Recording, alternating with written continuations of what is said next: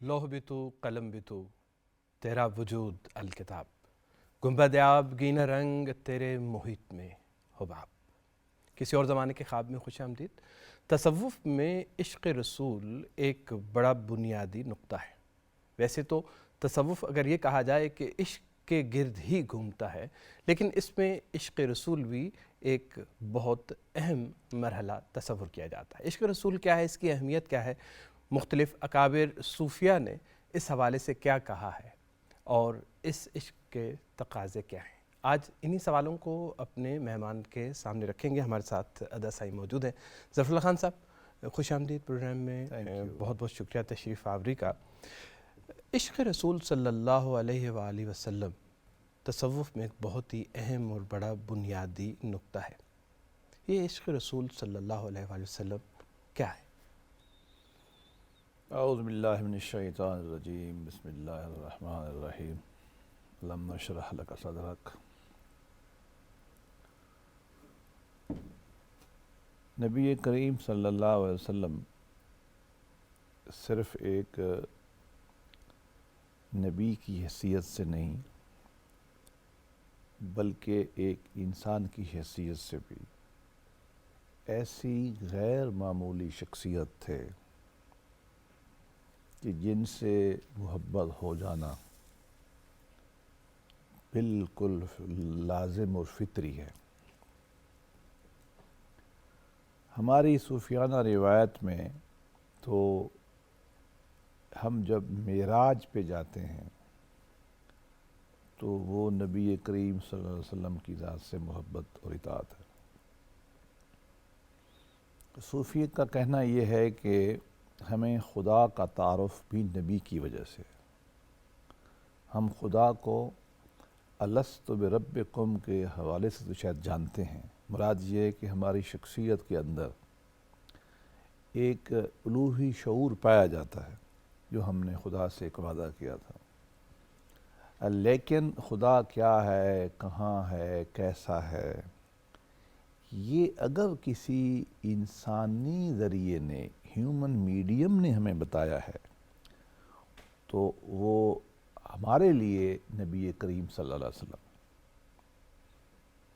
اگرچہ ہمارے لیے اس سے مراد یہی ہے کہ آدم علیہ السلام سے لے کر نبی کریم صلی اللہ علیہ وسلم تک سارے میڈیم ہیں، ہمارے لیے یہ میڈیم ہے۔ تو ایسا شخص جو کائنات کی حقیقت مطلقہ سے آپ کا تعارف کرائے، آپ کو یہ بتائے کہ آپ کون ہیں، کہاں سے آئے ہیں، آپ نے کہاں جانا ہے، فلسفے کی زبان میں گویا کہ وہ آپ کی آنکھ بھی ہیں، آپ کی کان بھی ہیں، آپ کی سب کچھ وہی ہے۔ اس لیے ہم یہ کہتے ہیں کہ مصطفیٰ برساں خویش را کے دین ہم اوست، نبی کریم صلی اللہ علیہ وسلم تک اپنے آپ کو پہنچاؤ کہ دین صرف اور صرف وہی ہے، پورے کا پورا بھی وہی ہے۔ ایک مفہوم میری رائے میں یہ بھی ہے، اور صرف وہی ہے، صرف اور صرف، یہ بہت اہم ہے۔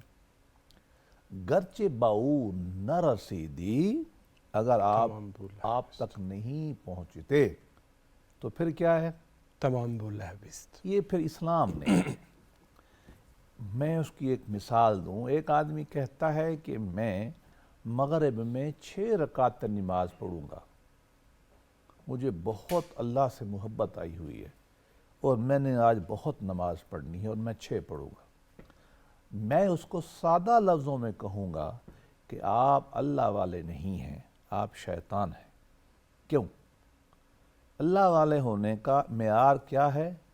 محمد مصطفیٰ صلی اللہ علیہ وسلم، بس آپ نے 3 پڑھی، آپ زیادہ نیک بننے کی کوشش کر رہے ہیں، ولی بننے کی کوشش کر رہے ہیں تو آپ پھر شیطان ہیں، ہم آپ کو نہیں مانتے، ہمارا تفہیم دین یہی ہے۔ تو گویا کہ نبی کریم صلی اللہ علیہ وسلم ہمارے شعور کی بنیاد بنتے ہیں، اور اس کے بعد چونکہ ہم ان کو سب شے سمجھتے ہیں اپنی، لہذا جس کو ہم سب شے سمجھتے ہیں اس کے ساتھ انس اور عشق ہونا ایک فطری سی بات ہے۔ یہ تو آپ کی ایک فلسافیکل تعبیر ہے۔ ٹھیک۔ اچھا، آپ نے جو کہ اشارہ کر دیا اس بات کی طرف میں چاہ رہا تھا کہ تھوڑا سا یہ جو ٹرانزیشنل فیز ہے کہ فنا فی الشیخ سے فنا فی الرسول کی طرف جو سالک ہے اس کو رہنمائی کی جاتی ہے، یہ کیسے اور کس طریقے سے ہوتا ہے، اور کب یہ محسوس کیا جاتا ہے کہ اب اگلے مرحلے میں داخل ہونا ہے، یا کیا یہ ایک ہی وقت میں بھی دونوں ہو سکتے ہیں؟ عام سالک کے لیے یہ راستہ اختیار کیا جاتا ہے کہ ایک آدمی دین سے زیادہ مانوس نہیں ہے، اللہ کے نبی سے زیادہ مانوس نہیں ہے، وہ ایک استاد کے پاس آتا ہے جو شیخ ہے، وہ اس سے قربت اختیار کرتا ہے، تو پہلے تو وہ اس شخص کے سحر میں آ جاتا ہے، یقیناً اس کے لیے وہ ایک مسٹیکل سی شخصیت ہے، تو وہ ایک کیفیت فنا فی شیخ کی کہہ لیں۔ لیکن اگر شیخ اس کو وہیں رکھے گا کہ میری رات میں فنا ہو جاؤ، تو وہ اسلام نہیں ہے، وہ پھر نہیں، وہ اس کو لازم ہے کہ وہ اس کو راستہ دکھائے آگے کا۔ یہ ایک مرحلہ ہے جس پہ رکنا وہ صرف تعلق کا مرحلہ ہے، تعلق کا، بس اس سینس میں آتا ہے کہ آپ نے اس کی بات ماننی ہے، سبمیشن کرنی ہے، شیخ کو اس کی بات ماننی ہے، اور جو اچھائی کرتا ہے کہتا ہے وہ کرنی ہے، جو برائی سے روکنا ہے، لیکن اس کے لیے لازم یہ ہے کہ اس کو اپنی ذات میں نہ جوڑنے دے، وہ اس کو آگے لے جائے۔ آگے کیا ہے؟ مقصود تو خدا ہے نا، لیکن راستہ نبی کریم صلی اللہ علیہ وسلم کا اس کو وہاں وہ لے جاتا ہے۔ لیکن یہاں ایک بات بہت ضروری ہے کہ یہ ہر ایک کے لیے ضروری نہیں ہے۔ اس کی کلاسیکل مثال میں آپ کو دوں، ہندوستان کے دو بڑے صوفی گزرے ہیں، سید احمد شہید بریلوی جو مئی 1831 میں یہ بالاکوٹ میں شہید ہوئے۔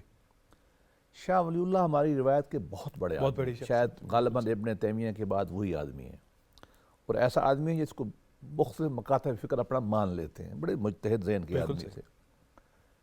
ان کے خانوادے سے کہہ لیں شاید پوتے تھے اسماعیل شہید رحمۃ اللہ علیہ، باوجود تمام وہ کنٹروورسیز کے وہ فنڈامنٹلی تو صوفی تھے، عالم بھی تھے، صوفی بھی تھے۔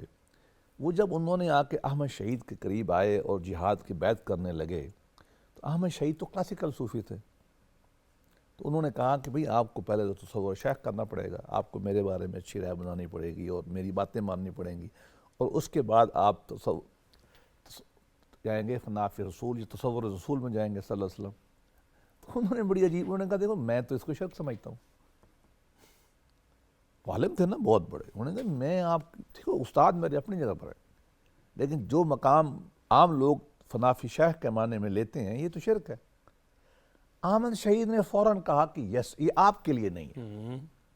مطلب کیا ہے؟ یہ اصل میں کامن مین جو ہے نا، اس کو پہلے تو اوپر طرف جوڑتے ہیں، اس کے بعد آگے لے جاتے ہیں، لیکن یہ بڑوں کے لیے نہیں ہے، یہ علماء کے لیے نہیں ہے، یہ خواص کے لیے بھی نہیں ہے، جو آلریڈی سمجھتے ہیں کہ شیخ کا مقام صرف ایک استاد کا ہے، ان کے لیے یہ مقام نہیں ہے۔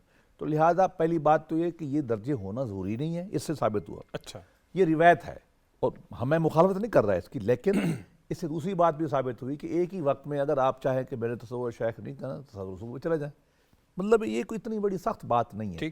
نہ ہی یہ روایت ہمارے تمام کلاسیکل صوفیاء میں تھی، لیکن یہ چونکہ چل پڑی ہے، ہم اس روایت کو اس لیے اس کی تفہیم کرنے کی کوشش کر رہے ہیں۔ صحیح۔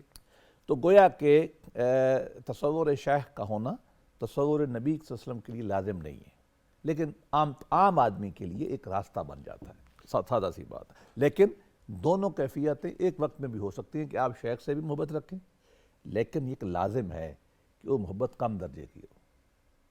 نبی کریم صلی اللہ علیہ وسلم سے جو آپ محبت رکھیں گے وہ پھر بڑے درجے کی ہونی چاہیے، ورنہ نہیں۔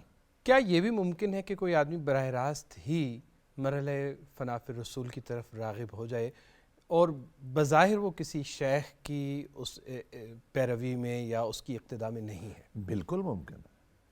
دیکھیے یہ تو اللہ، بنیادی طور پر تو ہمارا عقیدہ یہ ہے کہ یہ معاملات اللہ کے اختیار میں ہے، یہ فیصلہ تو اللہ نہیں کرنا ہے نا۔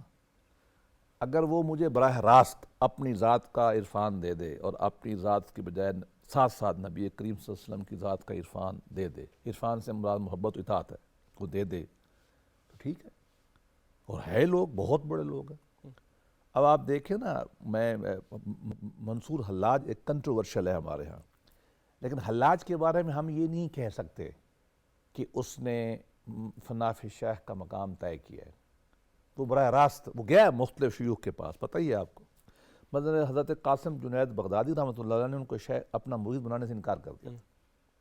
ان کو معلوم تھا کہ یہ ایک اور طرح کا آدمی بڑے شیوخ کے ساتھ رہا ہے، اپنے ان کے سسر بہت بڑے شیخ تھے، خود بہت بڑے شیخ اپنے زمانے کے، مطلب بڑے، لیکن نہیں ہوا، کیونکہ اس کی شخصیت میں اللہ سے تعلق اس طرح اتنا جذب تھا۔ دیکھیں ہوتا کیا ہے، جو سورج دیکھ لے نا اس کے لیے تارے پہ کھڑنا ممکن نہیں ہے۔ جو تارا سمجھ جائے نا وہ ٹمٹماتے چراغ پہ نہیں آئے گا۔ کسی بھی شیخ کی حیثیت تمام ادب کے ساتھ اس موم بتی سے زیادہ نہیں ہے۔ اس کے مقابلے میں نبی کریم صلی اللہ علیہ وسلم کی حیثیت نہ ایک 14ویں کے مہتاب کی سی ہے، جس کے سامنے وہ حیثیت ہی کوئی نہیں اس کی، اور اس کے مقابلے میں اللہ کی حیثیت جو ہے وہ بہت بڑے بے پناہ سورج کی ہے۔ اب یہاں جو ہے شعراء کو اگر آپ لے آئیں نا تو وہ اس مسئلے کو حل کرتے ہیں۔ علامہ اقبال رحمۃ اللہ علیہ نے اس مسئلے کو بہت حل کیا ہے۔ تصور شیخ کو اور تصور نبوت کا جو ریلیشن شپ ہے نا، میرا خیال میں اس سے بڑی فرق مراتب کسی صوفی نے بیان نہیں کیا جو ہمارے شیخ حضرت اقبال نے بیان کیا۔ میں تو حضرت شیخ کو اپنے سلسلے کا استاد سمجھتا ہوں۔ دیکھیے ہماری روایت میں دو بڑے صوفی ہیں، کلاسیکل صوفی جو پول ہیں علمی دنیا میں، جو حالت سکر میں لوگ رہتے ہیں، وجد میں رہتے ہیں، مستی میں رہتے ہیں، اللہ کی یاد میں فنا رہتے ہیں، ان کے امام بایزید بستامی، اس سے کوئی جواب نہیں، اس سے کم بڑا کوئی بندہ ہم نے نہیں دیکھا۔ دوسری روایت جو صحب میں ہے، جو ہوش میں رہتے ہیں، جو بہت بڑی صوفیانہ، ان کے امام کون ہیں؟ جنید بغدادی، حضرت ابو القاسم جنید بغدادی رحمۃ اللہ، اس میں کوئی شک نہیں۔ اب یہ دو ہو گئے پول بڑے امام، اب ان کو لے جاؤ حضور کے سامنے، پھر ہم دیکھتے ہیں کہ وہ کیا ہوتا ہے۔ اس کیفیت کو اقبال نے بیان کیا، نفس گم کردہ می آیات جنید و با یزید اینجا۔ پہلا مصرع آپ کے ذہن میں ہے نا، ادب گاہیست زیر زمان زیر آسمان العشق نازک تر، العرش نازک تر۔ مدینے کا ذکر کرتے ہوئے حضور صلی اللہ علیہ وسلم، نبی کریم صلی اللہ علیہ وسلم خدا امی و ابی کے مزار کا ذکر کرتے ہوئے آپ ارشاد فرماتے ہیں، بھائی دیکھو یہ جگہ اللہ کے ہے، زمین کے آسمان کی نیچے، عرش اوپر ہے، یہ نیچے ہے، لیکن یہ مقام عرش سے نازک تر ہے۔ اب دلیل دیتے ہیں کتنا نازک تر ہے، کہ بھائی تم امام میں مانتے ہو جنید رحمۃ اللہ علیہ کو، تم امام مانتے ہو بایزید کو، وہ جب یہاں آتے ہیں نفس گم کر دے، ان کا نفس گم ہو جاتا ہے۔ اگر آپ مجھے اجازت دیں تو ہمارے کلوکیل لینگویج میں کہتے ہیں ان کی شٹی گم ہو جاتی ہے۔ یہ تمام کائنات کے سب سے بڑے صوفی جس کو آپ اپنا ذات فنا کرنا چاہتے ہیں، اس کی اپنی کیفیت یہ ہے کہ یہ فرقے مراتب بڑا لازم ہے۔ ہمارے ہاں بہت سارے صوفیاء سے ہماری بات ہوتی ہے، وہ ہر وقت اپنے شیخ کا ذکر کرتے ہیں، نہ ان کے منہ سے اللہ کے نبی کا نام آتا ہے، نہ اللہ پاک کا آتا ہے۔ ہم ان کو ادب سے کہتے تو ہیں، کہنا چاہتے ہیں کہ بھائی یہ دیکھو یہ ایک مرحلہ ہے، آپ ادھر نہ رکے، یہ تو ایسا ہی ہے جیسے آپ نے پرائمری پاس کر لی، اصل درد تو وہ ہے۔ دیکھیں شیخ ہوتا کیا ہے، اگر کوئی مسلم روایت میں اگر کوئی شیخ اللہ کے نبی صلی اللہ علیہ وسلم کی تھی محبت و تعارف نہیں سکھاتا، وہ شیخ تو نہیں ہے، وہ لوگوں کا اپنی طرف بلاتا ہے، وہ دجال ہے۔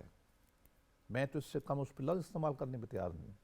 ہماری روایت میں صرف ایک ہے، وہ اللہ کے نبی ہے، نہ ان سے ایک قدم آگے نعوذ باللہ کہ میں نے 6 رکعتیں پڑھنی ہیں اور میں نے ساری رات جو ہے یہ کرنا ہے، نہیں، اللہ کے نبی نے جو کیا وہ کیا ہے، معیار ہے۔ نہ اس سے اوپر نہ یہ الگ بحث ہے کہ اپنے ہم قدم سے آگے نہیں ہاں بڑھانے. یہ بھی تصور کی حد تک ساتھ ہم آگے جا ہی نہیں سکتے. آگے تو شیطان ہی کہے گا نا میں جاتا ہوں. معیار وہی ہے بس, اس سے آگے نہیں ہے. اچھا, جب بات عشق کی آتی ہے تو کہا تو یہ جاتا ہے کہ عشق ایک ایسا عمل ہے جو کہ بے اختیاری عمل ہے.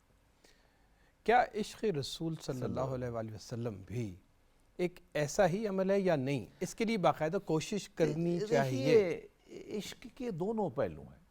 ایک عقلی عشق ہوتا ہے اور ایک جذباتی عشق ہوتا ہے. مثلا 4 ہمارے بچے ہیں, والد کی پوری ایماندارانہ کوشش ہوتی ہے کہ چاروں سے ایک ہی محبت کرے, لیکن بعض اوقات ایک بچے سے زیادہ ہو جاتی ہے. یہ ہے نا جی, کیوں؟ وہ ہو سکتا ہے بچہ زیادہ پیار کرتا ہو آگے سے, ہو سکتا ہے اس کا مزاج اچھا ہو. یہ تو انسانی فطرت کا حصہ ہے نا. ہمارے 4 دوست ہیں, ہم سب کا ادب ایک جیسا کرتے ہیں, عقلی عشق ایک جیسا ہے, کھانے میں اکٹھا بلاتے ہیں, آنا جانا, دوستی محبت, لیکن تعلق کی نوعیت, ایک سے مختلف کیفیت اس کی. نبی کریم صلی اللہ علیہ وسلم نے مختلف صحابہ کے بارے میں اپنے تعلق کا مختلف اظہار کیا. یہ فطری سی بات ہے. اس لیے عقل جو ہے نا, دیکھیں ہم پہ لازم کیا ہے, عقلی عشق تو ہم پہ لازم ہے نا, اس پہ کمپرومائز نہیں ہو سکتا. اگر عقلی عشق نبی پاک صلی اللہ علیہ وسلم سے نہیں کریں گے آپ مسلمان نہیں ہو سکتے, آپ پھر کسی اور درجے کے انسان ہیں. لیکن آپ کے عشق کی درجہ بندی کیا ہے, جذباتی عشق کی, وہ آپ کا اللہ کا دین ہے یا آپ کی کوشش ہے. تو عشق عقلی بھی ہے, جذباتی بھی ہے. اور ہمارا جو صوفیانہ مزاج ہے نا, وہ عقلی عشق تو ہم اس کو پرزیوم کرتے ہیں, وہ فلسفے کی زبان میں پریری ہے, وہ تو ہے ہی ہے نا, آگے ہم نے بڑھنا ہے. وہ عشق کیا ہے؟ وہ عشق ہمارا جذباتی حیثیت کا کیا ہے کہ بس وہ سیاہ کہہ دیا تو سیاہ ہو گیا, آپ نے سفید کہہ دیا سفید ہو گیا, اپنی من ختم. مثلا اس کی کلاسیکل مثال دیکھیں, بعض لوگ کہیں گے کہ شاید یہ روایت صحیح نہیں ہے, میں اس بحث میں نہیں جاتا. میں اس کو واضح کر دوں کہ صوفیانہ لٹریچر میں بہت ساری چیزیں آپ کو ملتی ہیں جو علاماتی نوعیت کی ہوتی ہیں, جن میں آپ کو ایک فقیہ کی حیثیت سے ترازو لے کے پیمائش نہیں کرنی. فقیہ تو اور مطلب میں قانون کی زبان, اس کا معیار مختلف ہے. تصوف ایک بالکل کیفیت ڈیفرنٹ ہے, اس کے معیارات بھی ڈیفرنٹ ہیں, ہمیں سمجھنا چاہیے. فزکس کے اصول آپ نفسیات میں نہیں لگا سکتے, نفسیات کے اصول آپ فزکس میں نہیں لگا, دونوں حماقت کریں گے. بالکل صحیح, علمی لحاظ سے ایک کی زبان, میتھڈ, یہ علمی لحاظ سے ایسا ہی ہے. بالکل لٹریچر کا آدمی کو آپ سائنس میں لے جائیں, سائنس یہ بات نہیں ہے. نہیں صحیح. تصوف میں ایک روایت آتی ہے غالباً جنید حضرت باعث بستامی رحمۃ اللہ علیہ سے, کہتے یہ ہیں کہ آپ نے زندگی بھر خربوزہ نہیں کھایا. کسی نے کہا کیوں؟ فرمایا مجھے نہیں معلوم ہے کہ میں, حالانکہ وہ بہت بڑے عالم تھے, ہمارے طرح ہمارے عہد حاضر کی طرح تو نہیں تھے نا, وہ بڑے امام تھے اپنے علم میں بھی. ان کا تو ایک ایک قول کو سمجھنا بھی پرابلم ہو جاتا ہے ہمارے لیے, اتنا اونچے چلے جاتے. آپ فرماتے ہیں کہ مجھے نہیں معلوم کہ اللہ کے نبی نے تو کس طرح کھایا تھا. اب دیکھیں یہ ہمارے لیے لازم نہیں ہے, جو آپ کے دماغ میں آتا ہے آپ کھا لیں, یہی ہوگا نا. لیکن وہ ایک عشق رسول کی ایک ایسی کیفیت ہے جس کو آپ سوائے انجائے کرنے کچھ نہیں کر سکتے. آپ اس پہ گرفت کریں گے تو آپ حماقت کریں گے. وہ عشق میں ایسا ہی ہے, وہ کہتا ہے نہیں مجھے نہیں معلوم, مجھے معلوم ہوگا تو میں ویسے کھاؤں گا, مجھے نہیں معلوم میں نہیں کھا رہا. یا ویسے کرنی رضی اللہ عنہ کے بارے میں ایک روایت آتی ہے, آپ کے بارے میں کہا یہ جاتا ہے کہ نبی کریم صلی اللہ علیہ وسلم کی زیارت آپ نہیں کر سکے چونکہ آپ والدہ کی خدمت کرتے تھے. احد میں جب ان کو معلوم ہوا کہ اللہ کے نبی کریم صلی اللہ علیہ وسلم کے دان مبارک شہید ہو گئے ہیں, تو اپنے دانت ہی نکال دیے کچھ نہ کچھ. یہ ایک عجیب سی کیفیت ہے, آپ اس کو عقل کے پیمانے, یہ ایک خاص طرح کا عشق ہے. ٹھیک, اب ہم اس کو ڈیپریکیٹ نہیں کر سکتے, نہ ہم اس کو کہہ رہے ہیں کہ ہر آدمی اختیار کرے, لیکن بعض لوگوں کا مزاج ہے. مطلب ہم نے تو شیری و مراز کے کسے سن رکھے ہیں. ہم نے تو کسے, وہ سنا ہو نا, ایک خاتون صحابیہ میں سے, اس کا ایک بچہ شہید ہو گیا, دوسرا تیسرا خاوند شہید ہو گیا, وہ کہے سبحان اللہ الحمدللہ الحمدللہ. وہ کملوں کی طرح پھرتی تھی, آ کے پتہ کیا کہ کیا نبی کریم صلی اللہ علیہ وسلم سیف ہیں, محفوظ ہیں. تو لوگوں نے کہا بس ٹھیک ہے. یہ کیفیت ہے نا. تو یہ کیفیت تصوف کا معراج ہے, اور اس کا ثبوت کیا ہے؟ ابوبکر صدیق, عمر, عثمان, علی, طلحہ, وہ خاتون جس کا صحابیہ جس کا نام لیا ہے اویس کرنی, یہ ایک الگ روایت ہے. رابعہ بصری, جنید بغدادی, یہ ایک خاص روایت ہے. یہ اچھے لفظوں میں کہہ سکتے ہیں کہ یہ جنون کی ایک روایت ہے، جنون اچھے معنوں میں. یہ ایک عشق کی روایت ہے، چل رہی ہے، چل رہے ہیں اس کو. آپ نے ایک اشارہ کیا لیکن میں چاہتا ہوں کہ ذرا یہ نقطہ بھی زیادہ وضاحت سے اس کے اوپر بات ہو جائے کہ ایک ایسی شخصیت جسے ہم نے دیکھا نہیں ہے ہاں، اور ان سے ہمارا فاصلہ صدیوں کا فاصلہ ہے. جو آپ کے اصحاب گرامی تھے وہ تو ظاہر ہے آپ کے سامنے تھے، آپ کی سیرت سے واقف تھے، آپ کے کردار سے واقف تھے، لیکن ایک آدمی جو کہ 1400 سال بعد پیدا ہوتا ہے اور وہ اس سے یہ تقاضا کیا جائے کہ وہ عشق رسول اپنائے صلی اللہ علیہ وآلہ وسلم، یہ کیسے ممکن؟ پہلے تو مجھے ایک علمی لطیفہ یاد آ رہا ہے. لطیفے سے مراد اچھی بات ہے، لطیف بات. لطیف بات ہے. ہمارے ہاں لطیفے کا معنی جوک لیا جاتا ہے، علمی دنیا میں لطیفہ کا معنی ایک سٹل بات. ہمیں آپ تھوڑی دیر پہلے ابن سینا ڈسکس کر رہے تھے. ابن سینا ہماری تاریخ کے بہت بڑے عقلی علماء میں شمار ہوتے ہیں، سائنسدان اور فلسفی مایا ناز، نہ صرف ہمارے بلکہ مغرب کے بھی. بالکل ٹھیک. آپ کا ایک شاگرد تھا، کبھی کبھی سفر میں ساتھ جاتا تھا. اس زمانے میں سفر تو پیدل ہوتے تھے یا گھوڑے پہ، تو خادم کی ضرورت پڑتی تھی، وہ ساتھ جاتا تھا. ایک دن اس نے پوچھا، اس کو آپ کو شیخ الرئیس کہتے ہیں نا، شیخ الرئیس، شیخ الرئیس، کہ آپ مجھے شیخ الرئیس یہ بتائیں کہ نبی اور فلسفی میں فرق کیا ہوتا ہے؟ نبی کا ذہن، نبی کیا ہے، وہ فلسفی کیا ہے، کیا فرق ہے؟ آپ تو بڑے فلسفی ہیں، آپ مجھے بتائیں، اور نبی کو بھی آپ مانتے ہیں، آپ مجھے بتائیں. انہوں نے بہت سمجھایا، اس کی سمجھ میں بات ہی نہیں آئی. سمجھاتا رہا، سوال چلتا رہا. یہ سفر میں تھے کہیں ایران میں، آپ کے جو نانا دادا ہے نا ہمدان، شاید اسی علاقے میں. جی بالکل، ان کی قبر بھی وہیں پہ. اس علاقے میں آئے تو اوپر سے تھے، تاجکستان، بلخ وغیرہ سے آئے تھے. نہیں، اس سے بھی اوپر کے ہیں غالباً، لیکن بہرحال گریٹر خراسان سے آئے تھے. جی یہ میرا اپنا خیال ہے کہ یہ بخارا سے ذرا اوپر کے ہیں، لیکن بہرحال ادھر آئے تو راستے میں نہ ایک دن انہوں نے جب ایک سرائے میں، ایران میں آج بھی میں نے سرائے دیکھی ہیں، موجود ہیں کچھ. وہ سرائے میں ٹھہرے، اپنا گھوڑا اور خچر بھی باندھا، جو بھی گھوڑا تھا. اپنے خلیفے سے کہتے ہیں، شاگرد سے، کہ یار صبح مجھے نا 4 بجے اٹھا دینا، نماز پڑھوں گا میں، اور وہ ذرا پانی بھی گرم کر دینا. اس نے کہا جی ٹھیک ہے. اب سفر میں تھے، ابن سینا بھی سویا رہ گیا اور وہ خلیفہ بھی سویا رہ گیا، نوکر ملازم جو تھا. اذان ہو گئی، مولوی صاحب اٹھے، ٹھنڈے پانی سے وضو کیا اور اوپر چڑھے مینار پہ اور کہا اللہ اکبر. وہاں کو پتا نا، پرانی روایت میں اسپیکر تو تھے نہیں نا، تو پلر پہ چڑھ کے اذان دیتے تھے. آج بھی اسپین میں مسلمان نا پلر پہ چڑھ کے اذان دیتے ہیں، مجھے بہت اچھا لگتا ہے. یہ اسپیکر کی اذان مجھے مزہ نہیں کرتی. اذان وہ ہے، سنت بھی شاید قریب ترین ہوئی ہے، پر روایت بہت اچھی ہے. وہ مسلمانوں کو چاہیے کہ اس روایت کو رواج دیں. بالکل صحیح. ہاں، ہر مسجد محلے میں تو ہے، تو آواز تو پہنچ جاتی ہے، گھڑیاں بھی ہیں نا، لیکن بہت خوبصورت منظر ہوتا ہے. اس کی آواز سے ابن سینا اٹھ گئے، تو اس کو سویا پڑا تھا، اس کو اٹھایا، نہ اٹھا، نہ اس نے پانی گرم کیا، نہ کچھ. نماز پڑھ کے واپس کہتے ادھر آ. اس کو بلایا، کہنے لگے دیکھو آج میں تمہیں فرق بتاتا ہوں نبی اور فلسفی میں اس زمانے کا سب سے بڑا فلسفی ہوں آپ کے بقول، اور تم میرے ساتھ پھر رہے ہو 40 سال سے. میں نے آج آپ کو کہا کہ مجھے 4 بجے اٹھا دینا، آپ نے مجھے نہیں اٹھایا. میں نے آپ سے کہا کہ مجھے پانی گرم کر دینا، تم نے گرم نہیں کیا، تم سوئے رہے. اس کو دیکھا ہے آپ نے، وہ اٹھا ہے 4 بجے، ٹھنڈے پانی سے وضو کر کے کھڑا ہے. میں آپ کے ساتھ ہوں، اور نبی کو گزر گئے 600 سال جو آپ نے بات کی. اس کو گزر گیا اتنا زمانہ، نہ وہ موجود ہے، اور اس کے لیے وہ اٹھا ہے، اذان دے رہا ہے ٹھنڈے پانی سے برف میں، اور میں تم سوئے پڑے ہو. کہتے ہیں یہ فرق ہے نبی اور فلسفے میں، کہ نبی کے ذات میں کچھ ایسا ہوتا ہے، میگنیٹزم، ایسا کچھ جذب ہوتا ہے کہ 700 سال گزر جائیں یا 14 سال گزر جائیں، لوگ ایسے رہتے ہیں، ان کے ساتھ جڑے رہتے ہیں. اور فلسفی جو ہے اس کے ساتھ. تو یہ جو عام آپ نے بات کی نا، دیکھیے آپ کی ذات کا جو اخلاقی میگنیٹ ہے نا، اگر آپ مجھے کہیں کہ جو ان کا ایک اخلاقی مقناطیسیت ہے، وہ اتنی زیادہ ہے کہ وہ وقت اور زمانے سے بے نیاز ہے. جو آدمی بھی ان کے بارے میں جان لیتا ہے ان کی سحر میں مبتلا ہو جاتا ہے، اور اس کے لیے زمانہ 400 سال 600 سال 4000 سال غالباً متعلق نہیں ہے. اور اس کے لیے یہ جو ہے مکان بھی شاید اہم نہیں ہے. ہندوستان کا مسلمان، ایران کا مسلمان، ملتان کا مسلمان، وہ آپ سے عشق کر سکتا ہے ویسے ہی جیسا کہ آپ کے سامنے دیکھنے والوں نے کیا.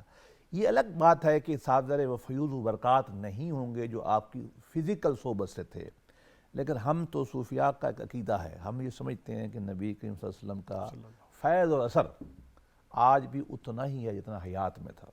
اچھا، وقت بالکل تقریباً ختم ہے. ایک اہم سوال میں چاہوں گا اس پہ بھی آپ روشنی ڈال دیں کہ اس عشق رسول صلی اللہ علیہ وآلہ وسلم کے تقاضے کیا ہیں؟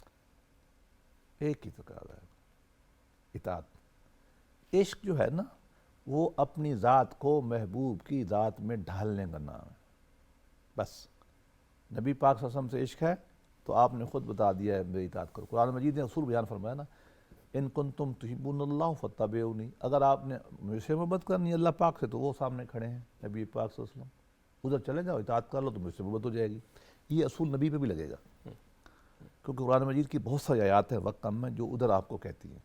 نبی پاک صلی اللہ علیہ وسلم نے خود ایک اصول بیان فرما دیا ہے، وہ یہ ہے کہ جو اپنے خاندان سے اپنے نفس سے مجھ سے محبت زیادہ نہ کرے تو وہ مسلمان نہیں ہے. محبت کا تقاضا ہے کہ آپ چپ کر کے ان کی بات مان لیں. اور سب باتوں میں سب سے بڑی بات اخلاق مصطفیٰ صلی اللہ علیہ وسلم.